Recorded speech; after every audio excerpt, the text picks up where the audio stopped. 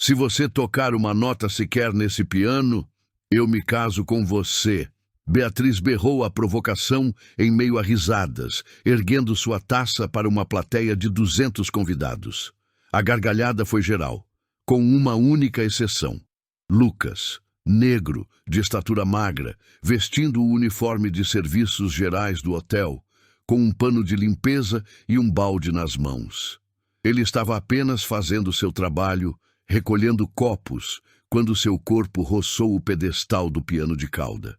Suas mãos nem chegaram a tocar o teclado, mas foi o suficiente para ele se tornar o centro das atenções. Beatriz, entediada em sua própria festa, viu nele a oportunidade perfeita para divertir seu círculo de amigos abastados. E então, maestro, se tocar a gente sai daqui casado. Risadas altas, gritos de incentivo. Alguém já apontava um celular para filmar. Lucas não disse nada.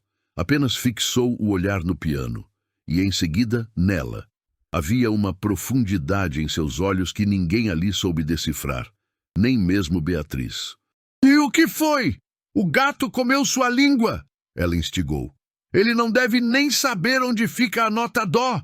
Caçoou o outro homem. Isso aí é só mais um que limpa o chão e pensa que é gente! Mais risadas ecoaram pelo salão. Lucas, então, moveu-se lentamente em direção ao piano. Os seguranças do evento deram um passo à frente, prontos para intervir, mas ele ergueu a mão e pediu. Um instante, por favor. Ele se acomodou no banco com a familiaridade de quem pertencia àquele lugar. A mão esquerda encontrou as primeiras notas. A direita respondeu em harmonia. Em menos de 5 segundos, o falatório do salão cessou. Em 10 segundos, todos estavam paralisados, hipnotizados. A melodia era indescritível. Era uma fusão de melancolia clássica, uma tristeza profunda e uma fúria contida. Os garçons pararam de servir. Os convidados se entreolharam, confusos. Ninguém compreendia o que estava acontecendo. Beatriz, ainda com um sorriso debochado, começou a sentir sua pose desmoronar. Ele tocava com uma paixão visceral, com uma técnica impecável, com uma vida inteira nas pontas dos dedos. E a cada nota, a impressão era de que não era Lucas quem tocava. Era a alma do piano que clamava através dele. Quando a música terminou, o silêncio permaneceu. Ninguém aplaudiu, pois ninguém sabia como processar aquilo. Até que uma voz sussurrou em tom audível. Como ele é capaz de fazer isso? O silêncio ainda pesava no ar quando um senhor de idade se pôs de pé no fundo do salão. Tinha cabelos brancos, vestia um paletó de corte antigo e seu olhar era denso de memórias. Essa sonoridade, eu a reconheceria em qualquer lugar do mundo. Beatriz virou-se, sem entender. Quem é esse homem? O senhor caminhou até o palco improvisado, fitando Lucas como um pai que reencontra um filho. Era você, Lucas. Você foi meu pupilo, o mais brilhante de todos. A plateia começou a cochichar. Alguns já digitavam o nome Lucas em seus celulares. Ele dava aulas para um faxineiro? Sussurrou uma mulher. Não, disse o homem com firmeza. Lucas foi bolsista no Conservatório de Música Imperial. Venceu o prêmio de revelação aos 17 anos. Estava de malas prontas para a Europa, até que ele hesitou, a voz embargada. Até que a acusação de uma colega rica arruinou completamente a minha vida, completou Lucas, com o olhar fixo em Beatriz. O salão inteiro prendeu a respiração. Nenhuma prova foi apresentada, mas a palavra dela foi suficiente. Ele me olhou de um jeito esquisito. Foi o fim de tudo. A bolsa, a carreira, o futuro. Beatriz soltou uma risada, tentando parecer despreocupada.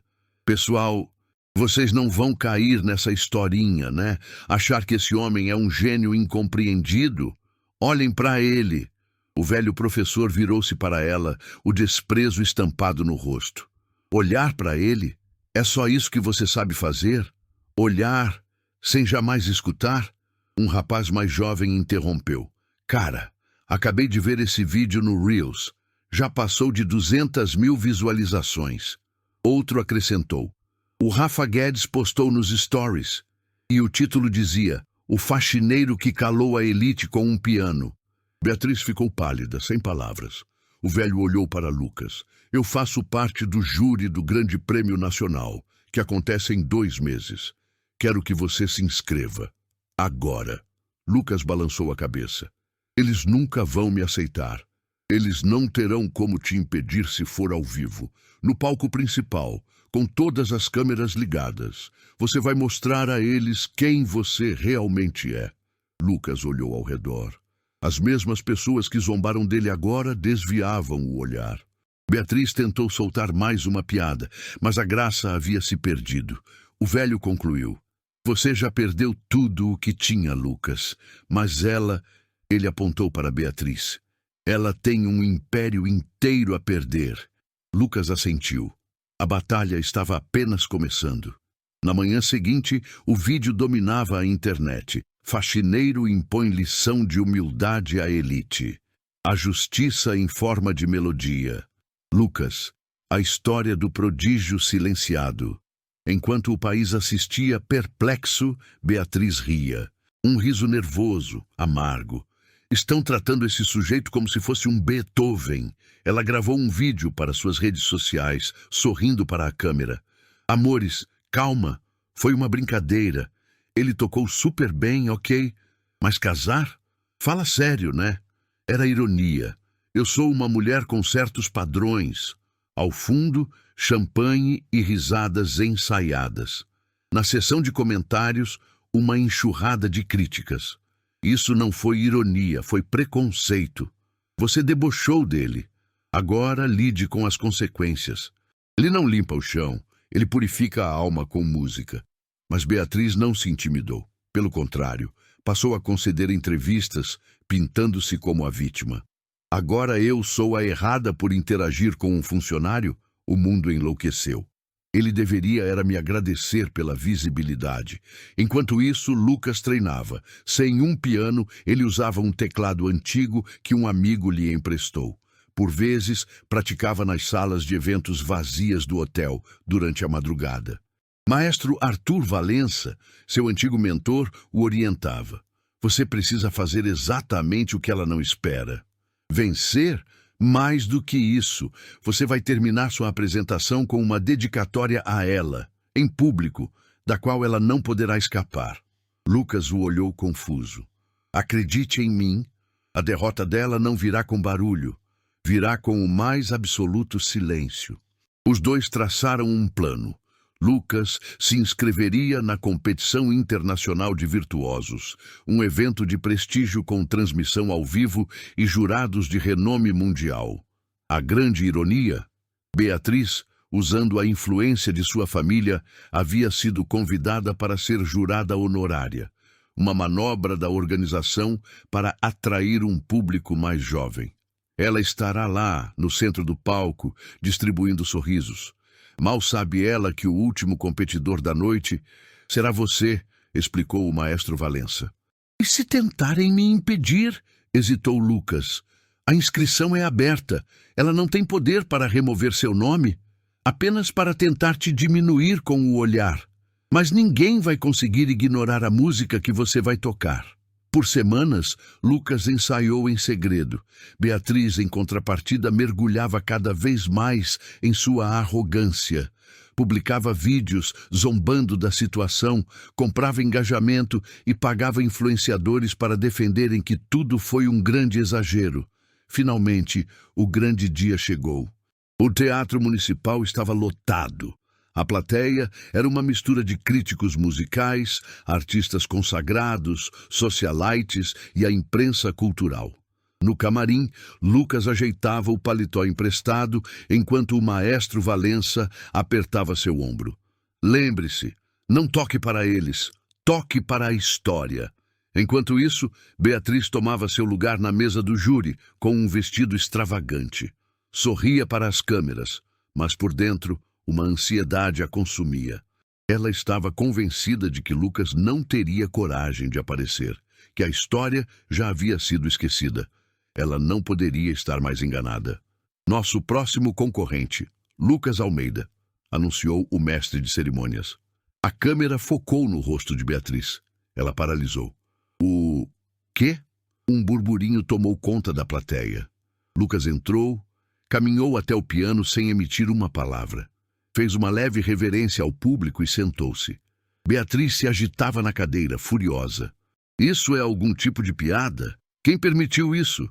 Mas sua voz foi abafada pelo silêncio que se instalou. Lucas respirou fundo, fechou os olhos e começou a tocar. Não era uma música qualquer. Era uma composição própria, inédita, dividida em 3 atos. O primeiro era um lamento profundo, com notas graves e lentas que pareciam carregar o peso do mundo. O segundo ato soava como uma batalha. Acordes dissonantes, ritmo quebrado, uma tensão crescente, como se cada tecla fosse um grito sufocado. O terceiro era a redenção, delicado, mas poderoso. A melodia de alguém que finalmente encontrou a própria voz. Era impossível não se comover. Beatriz tentava desviar o olhar, fingir indiferença, mas suas mãos tremiam sobre a mesa. Ela reconhecia fragmentos daquela música. Eram trechos da melodia que ela escutava todas as manhãs em sua suíte no hotel. Lucas, ele tinha ouvido cada detalhe e transformou sua trilha sonora particular em uma arma. Quando ele finalizou, houve uma pausa suspensa no ar. E então o teatro veio abaixo. Aplausos de pé, gritos, pessoas chorando. A câmera voltou para Beatriz. Ela estava lívida, de queixo caído. O apresentador se aproximou de Lucas. Qual o nome desta composição? Lucas segurou o microfone. Beatriz. É uma homenagem às pessoas que nos olham, mas que nunca nos enxergam. A plateia explodiu novamente. Beatriz se encolheu na cadeira. O mundo inteiro, finalmente, estava olhando para ela. Você já precisou reprimir suas emoções só para seguir em frente? Já se sentiu transparente aos olhos do mundo, até o dia em que os forçou a te ver? Se essa frase te representa, escreve "Eu entendo" nos comentários. É o meu jeito de saber que essa mensagem chegou até você. Eu leio cada um, sua história importa. O teatro inteiro continuava de pé. Aplausos, lágrimas e olhares atônitos se cruzavam. Mas Lucas permanecia ali, sentado, sereno. O apresentador se aproximou de novo. Senhor Lucas, essa música foi para alguém específico? Ele respirou fundo, segurando o microfone com as 2 mãos. Sim, foi. Silêncio total. Beatriz tentou esboçar um sorriso cínico, mas seu rosto já não obedecia. Eu escrevi essa peça durante 4 anos. Os mesmos 4 anos em que trabalhei naquele hotel, limpando o chão, recolhendo copos, escutando o que ninguém deveria escutar. Ele olhou para a plateia e depois diretamente para Beatriz.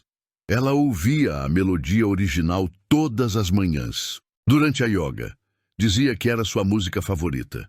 Então, eu memorizei cada nota, cada variação, e escrevi algo novo por cima, como um presente, ou talvez uma resposta. O teatro emudeceu. Os olhos de Beatriz tremiam de raiva. Lucas prosseguiu. O primeiro ato se chama O Homem Invisível. É sobre andar no meio de vocês sem nunca ser percebido. O segundo, O Grito Silencioso. É sobre engolir o que se quer dizer quando tudo em você precisa explodir. E o terceiro, Eu Sempre Estive Aqui. É a minha afirmação. Porque enquanto vocês viviam suas vidas, eu estava ouvindo, observando e aprendendo. Um murmúrio se espalhou pelas fileiras. Isso é a mais pura arte, disse uma senhora na primeira fila. É isso que a dor é capaz de criar. O jurado principal, um maestro alemão de semblante sério, limpou a garganta. Senhor Lucas, o senhor compôs isso inteiramente sozinho? Sim, cada nota. Sem partituras, sem um estúdio, sem gravadora, apenas com a memória e a indignação. O jurado assentiu lentamente, como quem testemunha um evento raro. Esta é, sem dúvida, uma das criações mais genuínas que ouvi em 20 anos de carreira. Beatriz não aguentou. Isso é ridículo, um espetáculo de mau gosto. Ele está usando essa música para me atacar, é uma questão pessoal. O maestro virou-se para ela com toda a calma. E por acaso a grande arte alguma vez deixou de ser pessoal? A plateia aplaudiu a resposta. Beatriz tentou se levantar, mas o microfone continuava com Lucas, que agora também estava de pé. Beatriz, eu não sinto ódio por você. Pelo contrário, eu te agradeço. Ela congelou. O público parou de respirar. Porque se não fosse a sua arrogância, eu ainda estaria nas sombras. Foi a sua crueldade que me deu este palco. O teatro explodiu em aclamação. Gritos, palmas, assovios. Beatriz olhou ao redor, encurralada por dezenas de câmeras e celulares apontados em sua direção. Pela primeira vez na vida, ela era o centro de um espetáculo que não podia controlar. O maestro pediu silêncio e anunciou: Senhor Lucas, a banca de jurados não necessita de outras apresentações. Ele se virou para os outros juízes, que assentiram em concordância. O talento é inquestionável. A emoção é palpável. A arte prevaleceu. Lucas inclinou a cabeça agradecendo. As luzes do palco se apagaram por um instante, e quando reacenderam, ele estava lá, de pé, sozinho, diante de uma plateia que nunca mais o veria da mesma forma. Os aplausos ainda ressoavam quando o maestro ergueu a mão, pedindo silêncio mais uma vez.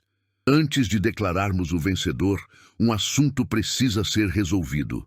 Agora, ao vivo. O silêncio foi imediato. Beatriz o encarou desconfiada. O que está acontecendo? Murmurou. O maestro prosseguiu. Esta é uma competição sobre música, mas também sobre respeito e integridade. E hoje, lamentavelmente, uma pessoa neste palco desonrou tudo o que ele representa. Ele tirou um celular do bolso, conectando-o ao telão principal. Nos últimos dias, esta jurada fez uma série de declarações públicas, ofensivas e discriminatórias a respeito de um dos competidores. O telão se iluminou. Era Beatriz, em um de seus vídeos. Gente, sério? Vamos parar de endeusar o faxineiro? Só porque ele sabe apertar umas teclas, não significa que ele seja alguém importante. Vamos ser realistas. Talento não apaga a falta de berço. A plateia começou a vaiar. O vídeo seguinte era ainda pior. Me chamando de racista por uma brincadeira. Por favor, né? Fui criada por babás negras. Amo carnaval. Isso é o mimimi de quem precisa de atenção. O terceiro vídeo era de 2 dias antes. Eu sou rica, bonita e influente. Ele é um faxineiro. Agora me respondam. Quem de nós realmente pertence a um palco como esse? Um silêncio glacial tomou conta do teatro. Lucas permanecia de pé, imóvel, ao lado do piano. Beatriz, lívida, tentou se defender. Isso é uma montagem. Tiraram tudo de contexto. É uma campanha de difamação. O maestro a cortou. Os vídeos estão em seu perfil oficial, senhora, e já somam mais de 30 milhões de visualizações. Ele olhou para os outros jurados. Diante do exposto, a decisão da banca foi unânime. A senhora Beatriz Ferraz está formalmente destituída de sua posição como jurada desta competição. Sua presença em qualquer evento futuro desta instituição está suspensa indefinidamente. Parte da plateia começou a aplaudir. Outros filmavam a cena em êxtase. Beatriz se levantou descontrolada. Eu vou processar cada um de vocês. Isso é um absurdo. O maestro, sem se alterar, respondeu. Como figura pública, a senhora deveria saber que suas palavras têm um peso maior. A senhora não foi a vítima aqui. Foi a agressora. E hoje, finalmente, suas palavras retornaram para a remetente. Do fundo, alguém gritou. Racista não tem palco. E outros seguiram. Já vai tarde, Beatriz.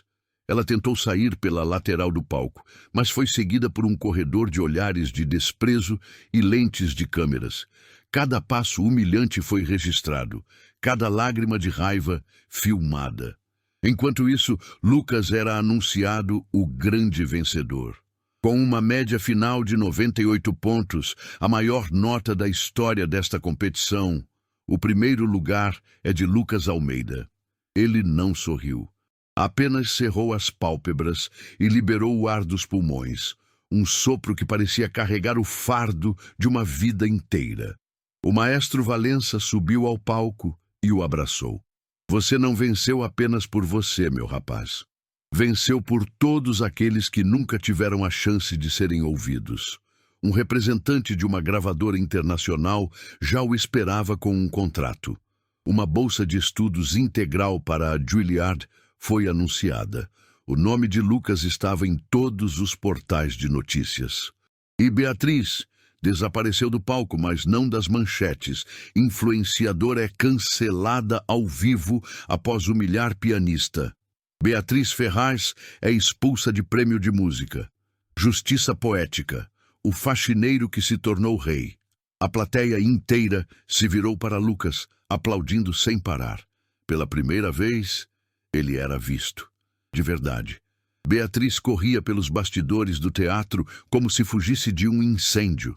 Maquiagem escorrida, passos trôpegos, o celular na mão, mas os dedos incapazes de digitar.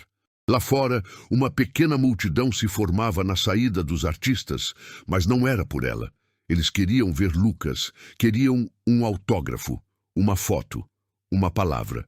Beatriz se escondeu atrás de uma coluna, buscando uma rota de fuga pelas sombras. Mas alguém a viu. Lucas. Ele saiu do prédio, cercado pela imprensa, mas seus olhos a encontraram na penumbra. Os dois se encararam por um segundo que pareceu eterno. Ela tentou resgatar um pingo de sua antiga arrogância, cruzando os braços. Veio terminar de me humilhar? Lucas caminhou até ela, parando a poucos metros.